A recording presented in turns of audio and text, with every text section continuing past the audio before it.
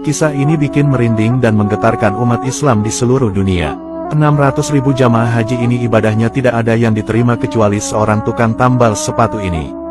Dahulu, ada seorang tukang sol sepatu di kota Damaskus yang diterima ibadah hajinya dan menjadi haji mabrur meski ia tidak berangkat ke tanah suci.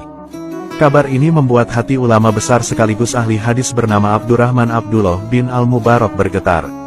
Lantas, apa yang membuat tukang sol sepatu itu diterima ibadah hajinya padahal belum ke tanah suci?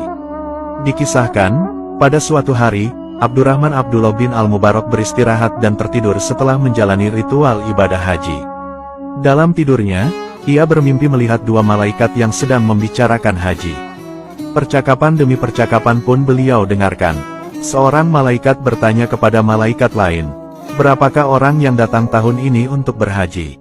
600.000 jamaah, jawab malaikat yang ditanya. "Berapa banyak dari mereka yang diterima ibadah hajinya?" tanya malaikat. "Tidak ada satupun yang diterima," jawab malaikat yang ditanya. Percakapan kedua malaikat itu seketika membuat hati Abdullah Al-Mubarak gemetar. Ia menangis karena perjuangan jamaah haji yang datang dari berbagai belahan dunia itu ternyata sia-sia. Ulama itu berpikir, semua orang-orang ini telah datang dari belahan bumi yang jauh, dengan kesulitan yang besar dan keletihan di sepanjang perjalanan, berkelana menyusuri padang pasir yang luas, dan semua usaha mereka menjadi sia-sia. Abdullah Al-Mubarak kemudian kembali mendengarkan percakapan dua malaikat berikutnya. Malaikat mengatakan, bahwa ada hamba Allah yang tidak datang menunaikan ibadah haji tetapi ibadah hajinya diterima dan seluruh dosanya telah diampuni. Berkat hamba itu juga, akhirnya seluruh ibadah haji orang-orang di dunia diterima oleh Allah Subhanahu wa Ta'ala. Malaikat bertanya, "Kenapa bisa begitu?" "Itu kehendak Allah," jawab malaikat yang ditanya. Kemudian, malaikat tersebut menyebutkan hamba Allah yang dimaksud. Dia adalah Ali bin Al-Muwafiq, yang bekerja sebagai tukang sol sepatu di kota Damaskus. Setelah mengalami mimpi yang luar biasa itu, ulama besar yang bernama Abdurrahman Abdullah bin Al-Mubarak itu lantas terbangun dari tidurnya. Sepulang haji, beliau tak langsung pulang menuju rumah, akan tetapi berbelok menuju ke kota Damaskus Syria untuk bertemu dengan Ali bin Al-Muwafiq. Sesampainya di sana, ia langsung mencari sang tukang sol sepatu yang disebut malaikat dalam mimpinya. Hampir semua tukang sol sepatu ditanya, apakah ada tukang sol sepatu yang bernama Ali bin Al-Muwafiq. Salah seorang tukang sol sepatu lantas menjawab, bahwa Ali bin Al-Muwafiq berada di tepi kota. Sesampainya di sana, ulama itu bertemu dengan seorang tukang sol sepatu yang berpakaian amat lusuh. Ulama itu mengonfirmasi apakah ia adalah tukang sol sepatu yang sedang dicari atau bukan. "Benarkah Anda bernama Ali bin Al-Muwafiq?" tanya Abdullah Al-Mubarak. "Betul Tuan, ada yang bisa saya bantu," ujarnya. Ulama itu lantas bertanya, "Saya hendak tahu, adakah sesuatu yang telah Anda perbuat sehingga Anda berhak mendapatkan pahala haji mabrur, padahal Anda tidak berangkat haji?" Tukang sol sepatu itu mengaku tidak tahu.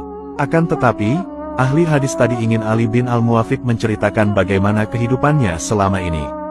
Tukang sol sepatu yang diterima ibadah hajinya pun lantas bercerita, "Sejak puluhan tahun yang lalu, setiap hari saya menyisihkan uang dari hasil kerja saya sebagai tukang sol sepatu. Sedikit demi sedikit saya kumpulkan, hingga akhirnya pada tahun ini saya memiliki 350 dirham yang cukup untuk saya pergi berhaji. Saya sudah siap berhaji." Ulama itu bertanya, "Tapi, apakah Anda batal berangkat haji?" Tukang sol itu menjawab, "Benar Tuan." Ulama bertanya, "Apa yang terjadi?" Tukang sol sepatu menjawab, "Ketika itu, istri saya hamil dan mengidam. Waktu saya hendak berangkat, saat itu dia ngidam berat. Suatu hari, sang istri mencium bau masakan yang nikmat. Ia lalu meminta dan ingin memakan makanan yang berbau nikmat itu. Setelah dicari tahu, ternyata sumber bau masakan itu berasal dari gubuk yang hampir runtuh. Di situ ada seorang janda dan 6 anaknya. Ali bin Al-Muwafiq lantas mengatakan kepadanya, bahwa istrinya sedang ingin meminta masakan yang ia masak meski hanya sedikit. Janda itu lantas diam dan memandangnya. Tukang sol sepatu itu kembali mengulangi perkataannya. Akhirnya, dengan perlahan janda itu mengatakan, "Tidak boleh tuan." Ali bin Al-Muwafiq lantas mencoba menawar harga dan mau membeli makanan itu demi istrinya. Namun, dengan berlinang air mata janda itu lantas berkata, "Makanan ini tidak dijual wahai tuan. Daging ini halal untuk kami dan haram untuk tuan." Mendengar jawaban itu, dalam hati Ali bin Al-Muwafiq bertanya, "Bagaimana mungkin ada makanan yang halal untuk dia tetapi haram untuk saya, padahal kita sama-sama muslim?" Menghadapi pertanyaan Ali bin Al-Muwafiq, janda itu lantas bercerita, bahwa, sudah beberapa hari ini keluarganya tidak makan. Di rumah sama sekali tak ada makanan. Hari ini kebetulan ia melihat ada keledai mati, lalu diambil sebagian dagingnya untuk dimasak lalu dimakan. Setelah mendengar cerita menyedihkan dari keluarga janda itu, Ali bin Al-Muwafiq lantas menangis dan kembali pulang. Ia lantas menceritakan kisah itu kepada istrinya sembari tak kuasa menahan tangis. Hingga akhirnya, Ali bin Al-Muwafiq lantas memasakkan sebuah menu makanan. Ia lalu mendatangi rumah janda tersebut dan memberi uang juga sebesar 350 dirham kepada keluarga janda itu.